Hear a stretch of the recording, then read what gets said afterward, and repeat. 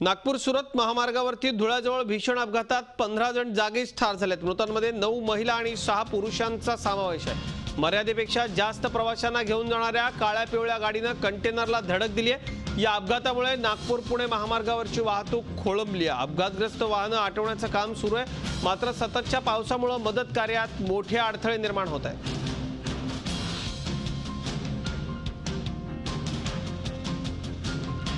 अत्यंत भीषण असा अपघात आहे। प्रवासी नेणाऱ्या वडापची प्रवासी वाहनाची धडक बसली आणि अवैध वाहतुकीने 15 जणांचा बळी घेतलाय। प्रशांत परदेशी माझे सहकारी आपल्याबरोबर आहेत। प्रशांत, अपघात झालाय, अत्यंत दुर्दैवी गोष्ट आहे। जखमींना नेमकं कुठं हलवलंय? 15 जण जागीच ठार झालेत। मोठा अपघात आहे। निश्चितच हा भीषण दुर्दैवी असा अपघात आहे।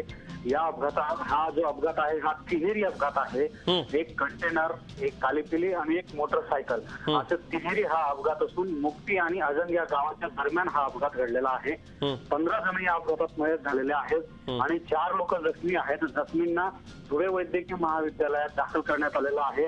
तर मयतांच्या ज्या डेड बॉडीज आहेत त्या धुळे जिल्हा रुग्णालयात हलवण्यात आलेल्या आहेत।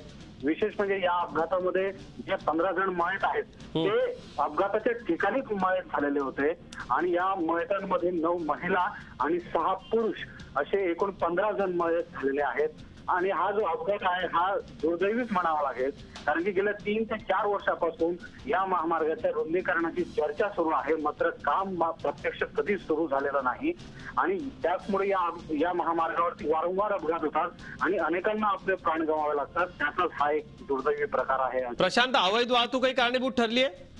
निश्चित काली पिलीमध्ये 8+1 किंवा 9+1 असे 10 लोकांची किंवा 8 लोकांची पासिंग असते आरटीओ कडनं अजित, आणि या गाडीमध्ये तब्बल 12 ते 15 लोक बसलेले होते।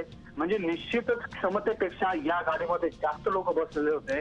प्रशांत, आपण आवाहन करूयात पालकमंत्र्यांना, जिल्हाधिकाऱ्यांना या सगळ्यात लक्ष घालावं। त्याचं कारण असं आहे, धुळे असेल, नंदुरबार असेल, आदिवासी भागातल्या जनतेला जनावरांप्रमाणे या अवैध वाहतुकीचं तोंड बघायला लागतं।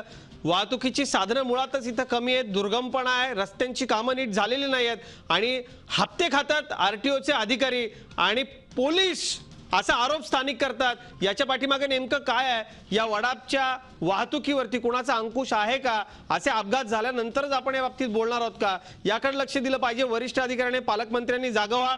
15 लोक एकाच अपघातात मरतायत, धक्कादायक आहे। धन्यवाद प्रशांत। झी 24 तास रहा एक पाऊल पुढे।